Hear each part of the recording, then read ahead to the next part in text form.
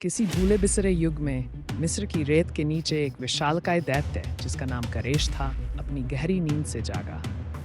उसे प्राचीन देवताओं का रक्षक माना जाता था और उसकी शक्ति अतुलनीय थी। जैसे ही सूरज सुनहरी रेत के ऊपर उगा, करेश ने कुछ साधारण मनुष्यों को देखा जो भारी पत्थरों को उठाने के लिए संघर्ष कर रहे थे, जिनसे पिरामिड का निर्माण किया जाना था। जब करेश ने उनकी कठिनाई समझी तो उसने उनकी मदद करने का निर्णय लिया, लेकिन एक शर्त रखी, सहयोग से ही ये कार्य पूरा होगा। फिर सभी ने मिलकर एक ऐसा योजना बनाई जिसमें मानव की चतुराई और करेश की अपार शक्ति का मेल हुआ। करेश ने अपनी सूती धोती पहनी और स्वर्ण आभूषणों से स्वयं को अलंकृत किया, जिससे उसकी दिव्य उपस्थिति और भी भव्य लगने लगी। मनुष्यों ने उसकी विशालता और गरिमा को निहारते हुए अन्य पौराणिक दैत्यों को भी आमंत्रित किया, जो प्रकृति के विभिन्न तत्वों का प्रतिनिधित्व करते थे: अग्नि, जल और वायु।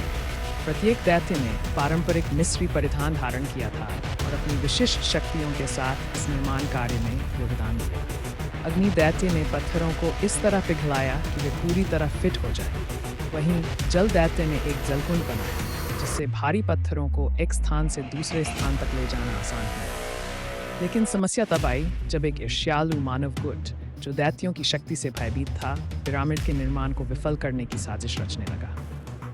इसने कई चुनौतियां पैदा कर दी, जिसके परिणामस्वरूप कई नाटकीय संघर्ष हुए। इन संघर्षों में दैत्यों की शक्ति और मनुष्यों की वीरता दोनों प्रदर्शित हुई। आखिरकार एकता की जीत हुई। करेश और उसके साथी दैत्यों ने षड्यंत्रकारियों का सामना किया और यह साबित किया कि जब सभी मिलकर काम करते हैं तो महानता प्राप्त की जा सकती है।